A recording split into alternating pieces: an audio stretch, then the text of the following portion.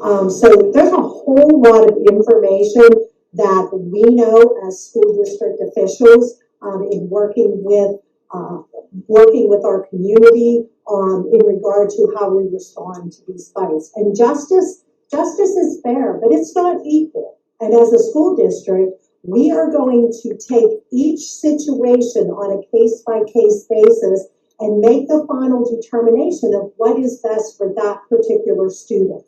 And that's what we're good at. We don't paint a brushstroke and say, if you do this, then this is going to happen to you each and every time. Like I said, justice is fair, but it's not always equal because all of our students have different circumstances.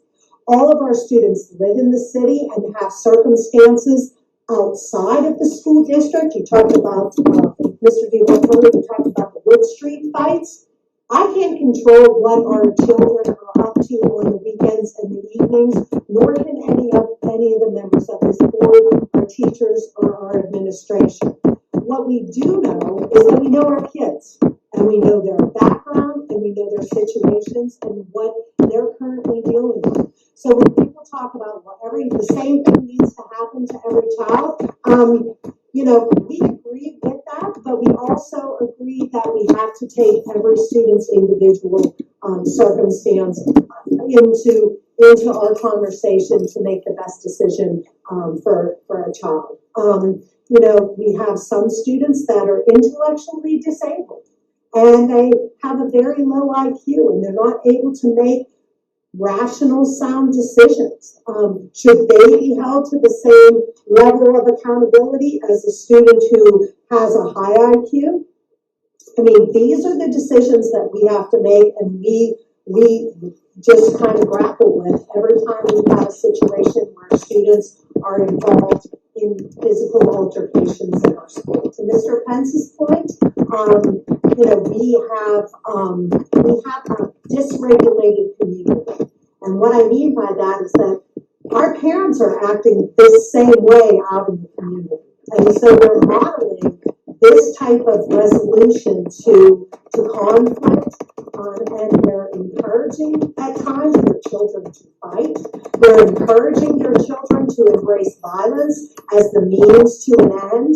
And we are up against parents often who don't agree with the way we want to handle things. They believe that the gloves come off. We have parents that drive their children to another child's residence to fight. I can't control that.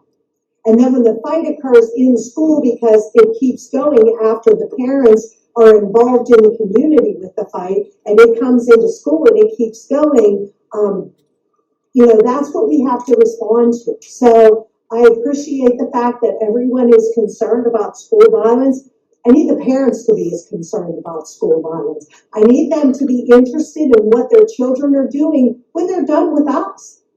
Because that Wood Street fight, that didn't occur during school hours. Kids weren't absent from school that day to get into a fight. They're doing it on the parents' watch. They're not engaging in these behaviors on Wood Street on our watch.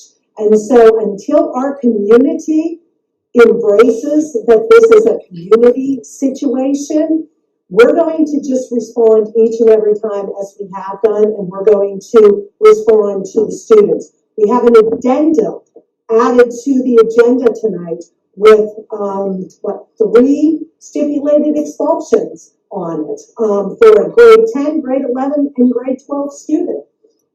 That's our response.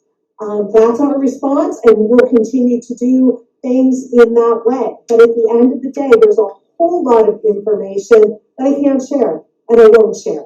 I'm bound to confidentiality, and oftentimes parents don't share all the information either. So I just want to make sure that we're all clear on that, just to respond to some of the concerns that we have. So, John, you talked about a town hall. We tried that once. I know we did. A whole lot of people coming and complaining with not a lot of solutions. And the parents that should have been at the town hall, they weren't there. The kids weren't there. The parents, open house. We're going to have open house tomorrow night at Johnstown Middle School. We are going to see the parents who have great kids. They're going to come to open house. They're going to come to the ribbon cutting because they love us. They like our school. Their kids are successful. The parents that need to be a part of our school community, they're not. And we will continue to open our doors and invite our parents in because we're partners in their child's education. We believe that wholeheartedly, and with them, it's much more easier. Our jobs are much more easier when we have parent support and buy-in. It's much more difficult when the parents are working against us. And in many of the cases that we're facing, the parents aren't working with us. And so, that's kind of where we are right now as a school district. We really are a reflection of our city. And, you can turn on your scanner any night and you can hear what's going on in our city. And those are the houses where our children are being raised. And that's what they're dealing with every night that they leave us and on the weekends. So it's a tough battle, but we are doing our part in responding appropriately to the students, and we are treating them with compassion. We are treating them with kindness. We are treating them with care, and we are holding them accountable.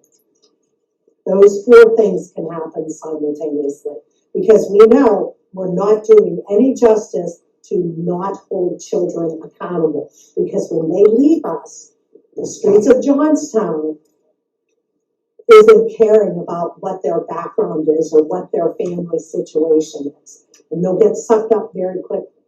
So that concludes my verbal report about the hearing of citizens. And now Mr. Hoffman is going to help me out. Real quick. Oh, please. Thank you. That's all I have to say. Thank you. Can I ask a question? Go ahead. How many kids are in each side, west side, and the high school? We have 100 students at the elementary school. And of course, I say about because we have a transient population, so students come and go every day. These are never exact numbers. We have about 650 students at the middle school, and we have about 950 students at the high school.